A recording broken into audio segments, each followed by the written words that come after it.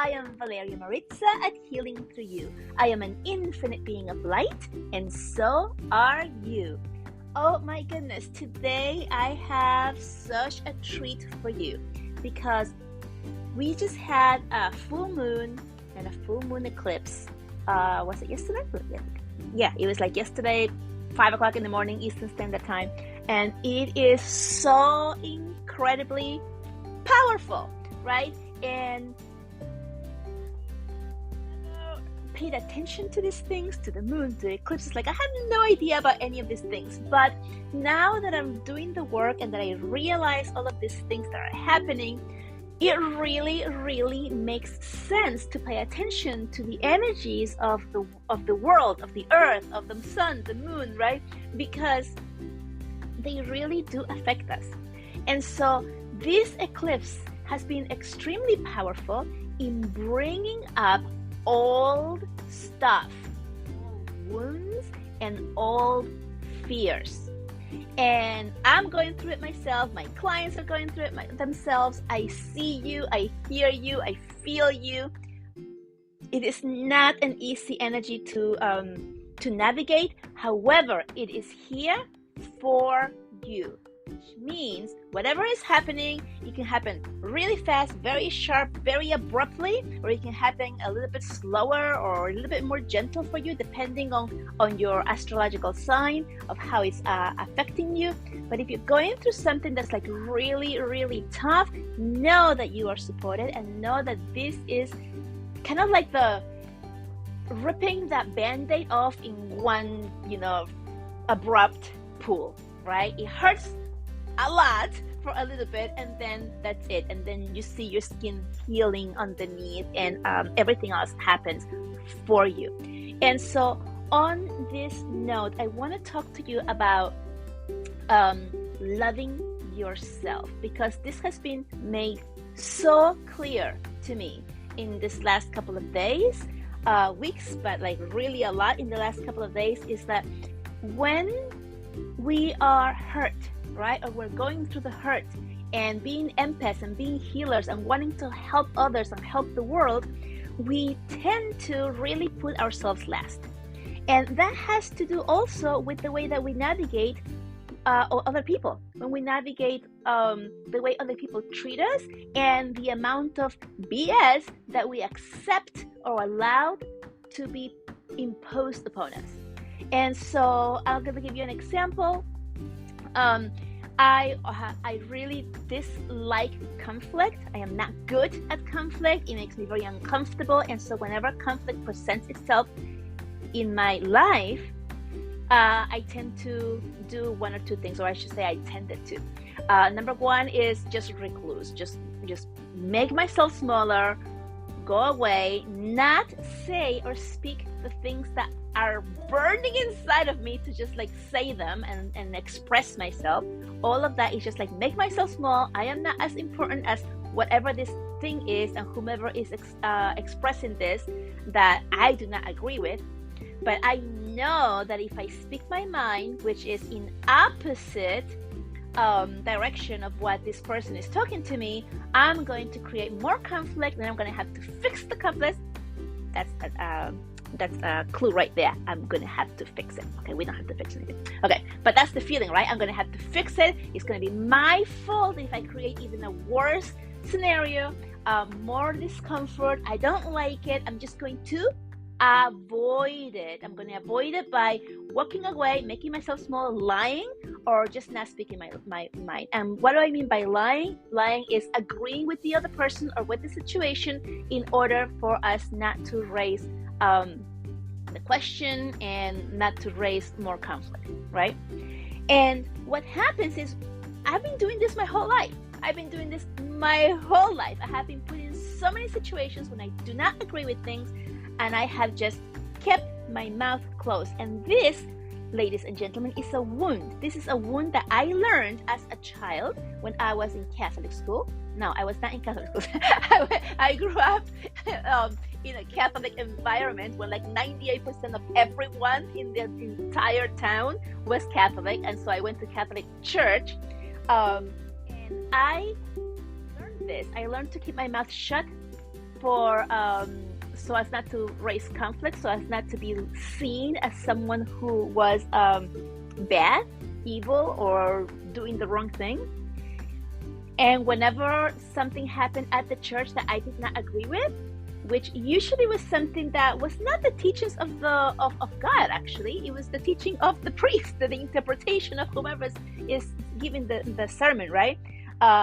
Like, for example, like saying something to a poor mother whose child is crying and kicking them out in front of the whole congregation, which, like, I felt the embarrassment and hurt of that mother as a child. And I remember thinking it was wrong, and I remember thinking Jesus would have never kicked out a mother with a crying child. Jesus would have comforted that child. And I remember thinking this, yet not being able to say a word about it because it would have been inappropriate for me as a child to say anything like that. And I think I was about, like, I don't know, 7, 8, right? I was young, and I already had this huge awareness of what was right and wrong in my heart, as opposed to what was right and wrong that was being taught to me by society. It's a huge difference, and we all know this. We all know what feels right and wrong in our body. We're just conflicted because we have been lied by our parents and by society. And let me just tell you, most of the people in your life who quote unquote lied to you, they were not really lying because they didn't really know that that was not the truth. They were just giving you the best information that they had when they have lost themselves, because society did that to them as well, right? So this is not to point the finger and say, like, oh, they did this on purpose, right? You know, perhaps somebody at some point has done this on purpose, but the truth is that we are all born with the innate knowing that we are source, that we are connected to source, and that we are actually divine beings of light that can communicate with God or with the Creator. And that there is no separation, and that the truth and the teaching really truly is pure love and compassion.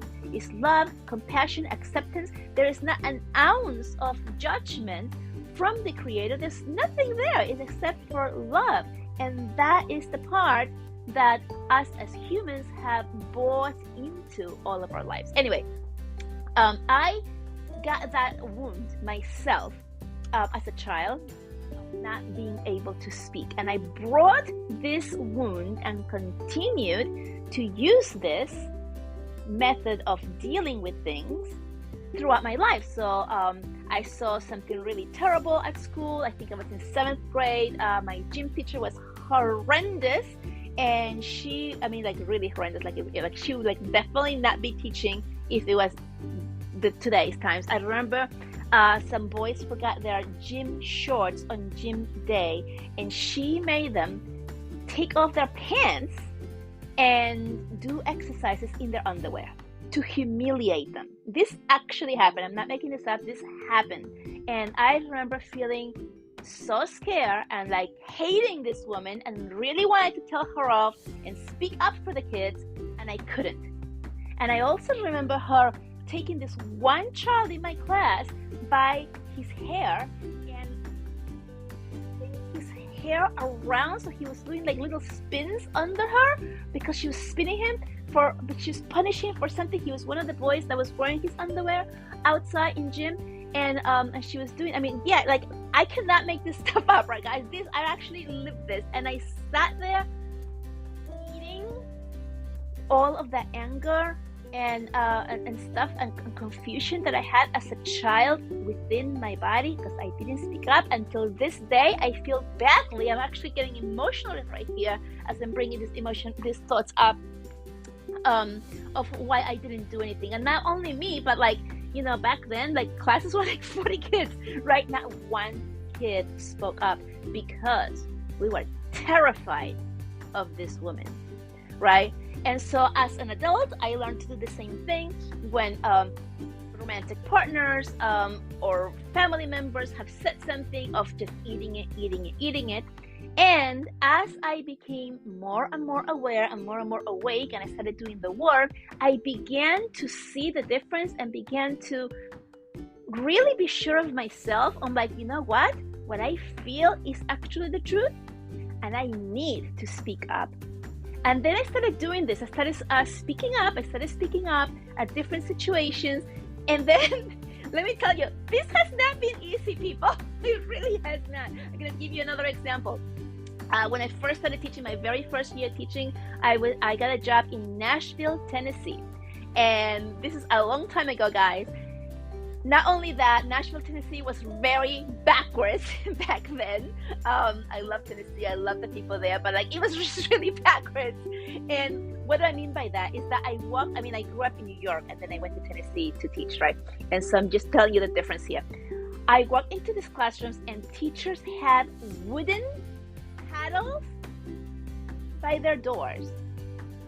And these wooden paddles were there so that they can hit the children in their classrooms. I am not making this up. This is only like maybe 18 years ago, okay? I was bored. I could not believe that this existed in the modern time that is only 18 years ago. Like, how is that even possible?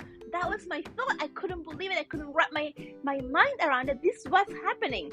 As a matter of fact, the last year that happened, because after that year they did pass a law preventing teachers from hitting kids for misbehaving. Okay, laughing now because it's just so ridiculous and so unbelievable, right?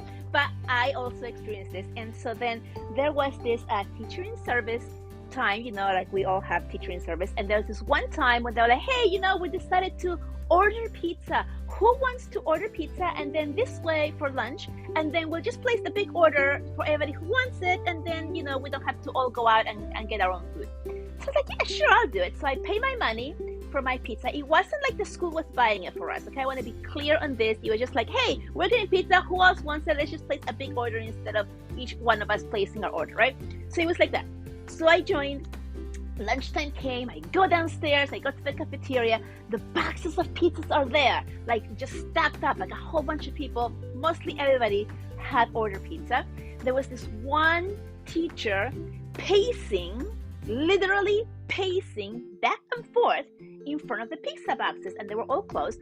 And imagine this, right? So you enter the cafeteria, and to the right, there's like a bunch of teachers, and there's like, I don't know, 12, 15 teachers there, just standing there very quietly talking. I don't know whether quietly talking, there's nobody else here, and we're all adults. And then going forward from their point, from where they were, that's where the table was with all the pizza and this one teacher pacing back and forth. And so I get there, I'm all excited, and the teachers, and I'm like, what's going on? What's going on? And they're like, she's saying that we need to pray before we can eat. And I was like, what? And they're like, yeah, that's what she said. So this one teacher was like so intimidating to all these other teachers. Obviously the other teachers were also new because like they were scared of her, and not allowing them to get their food, the food that they paid for. Not like the school was buying it for them or anything. Not that that matters. Unbelievable, I can't believe that. Well, let's go. And they were like looking at me like, what? And so come on, let's go get our food, I said. And I walked towards her. That was pacing in front of the pizza. And when I got there, I said, what's going on? And so she says to me, we usually pray here before we eat. And I was like, oh, what is that? Looks at me, and she picks up her chest. She's much taller than me, at least a foot taller than me. I'm only 5'4", and she was quite heavy as well. So she was like this enormous presence on top of me, and she looks down at me and she says, I did. This is my room. And then furry just came up from underneath, and I was like, you and me then. And I opened the box of pizza, I took a plate, I took the slices that I had paid for, I put them on the plate, I turned around. Here's the part, guys. I was expecting a whole bunch of teachers to be behind me, and they were not. They were still huddled up, little face, scared like the little sheep, watching what was happening, watching me do this, and none of them had the courage and stand up to this one woman. I could not believe it because obviously they were all furious and they all wanted their food and they all did not agree with what this woman was making them do. Yet, when someone, me in this case, took a stand, everybody stayed behind out of fear. That's when I lost it. And I don't mean like I lost it, I got angry and I started cursing anybody else because, I just don't do that. I'm a clean person here. in language, I've just never used that language. It's just not part of me. But I lost it in the way of like, oh my gosh, alone. I am all alone. And once I had that realization, all of my emotions came down. I wanted to cry. I tried to eat the food there, but when you want to cry and it's like you can't put food in your mouth, that's what happened. So I couldn't do it. I had to take my food and I walked back out of this place and went back to my room to eat by myself because I couldn't be there. I couldn't be there in that space with those people and with the energy that was going on. Of course, that teacher hated me for the rest of her life. I hated her back. I'm not saying I was right or wrong. I was not enlightened as I am right now or aware, but I was coming out of my shell little by little. And it was difficult, guys. It was really difficult because when you take a stand, when you go with what you feel inside your body that is the right thing to do, and then you look around and no one around you, it can be very lonely. It can be very extremely lonely, and it can make you doubt yourself and feel as if you were wrong when in fact you weren't. And so thank goodness that did not stop me. I continued to stand up for myself little by little, but at the same time, every time I did it, I would have that backdrop of feeling upset, of crying, of feeling like I did something wrong, I'm not liked, I'm all alone. All of that stuff was part of my initiation that was slowly coming up little by little, and feeling that loneliness of like, what is wrong with me? Really, there's nothing wrong with me, obviously. The right question to ask here, and I'm telling you now because you're listening to this, is what is right about me that I am not seeing? What is right about me that they are not seeing? Right? And so this is the question that empowers you in those times of feeling lonely, alone. Look at me talking about the same thing twice. Lonely and not being understood or seen, right? And so catch up to pretty much just a couple of years back when I really began working on myself and going deep into my wounds and healing, that I was able to bring so many of these events, these things that happen, and release them. And the more that I release them, and I'm telling you this because it's true for all of us, so when you do the work, when you release, this happens to you as well.